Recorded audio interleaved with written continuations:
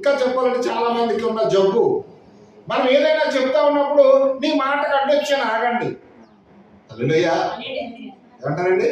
నీ మాటకి అడ్డొచ్చాను ఆగండి అని వాళ్ళకి చెప్పాల్సిందేదో చెప్పేదాకా వాళ్ళ కడుపు ఆ చెప్పాల్సింది చెప్పే లోపు ఇప్పుడు చెప్పే వ్యక్తి ఆలోచన మారిపోవు అలా ఉంటుందా? ఎందుకు మారిపోద్ది? అట్టుగా వచ్చి అమ్మాయి ఏదో చెప్తుంది, ఆ చెప్పిన దానికి మళ్ళా సమాధానం చెప్పాలంటే ముందు ఉన్నది వదిలేయాలి. ఇక్కడ ఉన్నది వదిలేయాలి. అక్కడే ఆత్మీయ జీవితంలో కూడా జరిగేది అదే. ఆత్మీయ జీవితంలో ఎప్పుడైతే ఆత్మతో సత్యంతో నువ్వు సన్నిధికి పరుగులు తీస్తూ వస్తూ ఈ రోజు నాతో దేవుడు ఏం మాట్లాడతాడో అది బాగా నేను వినాలి.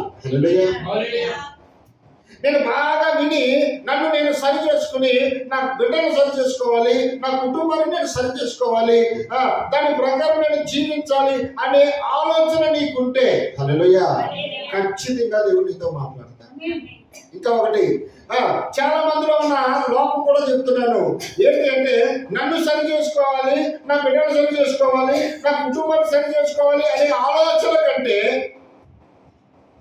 ఇతరులను సరి చేయాలి అని చూస్తూ ఉంటారు. అవునా కదమ్మా? అవుతుందా? ఇతరులను సరి చేయాలని నువ్వు ఎంత ప్రయత్నం చేసినా నీ వల్ల అవుతుందా? అవదు. ఎందుకు అవదు? నువ్వు చెప్పింది వింటారు, సత్యమని నమ్ముతారు. మరి చెప్పిన వ్యక్తి దాన్ని పాటించకపోతే ఆ ప్రభావం వాళ్ళ మీదకి వస్తుందా? రాదు. ఏమే దేవునికి మహిమ కలుగునగా. కాబట్టి అందుకే మనం శ్రద్ధగా వినాలి. విన్న తర్వాత దాన్ని అందుకే అంటారు, శిలువ యాగానికి వచ్చేసరికి ప్రభు యేసుక్రీస్తు ఏమంటున్నాడు ఒక మాట మీకు గుర్తుందా?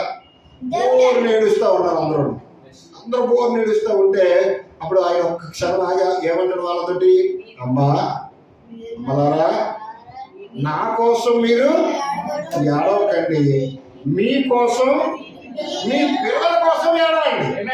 హల్లెలూయా. నీ ఏడుపు ఎవరి కోసం ఏడవాలి? ఇప్పుడు నీ కోసం, నీ పిల్లల కోసం. దేవునికి స్తోత్రం. హల్లెలూయా. అంటే ముందుగా ఎవరి కోసం ఏడాలి? ఇప్పుడు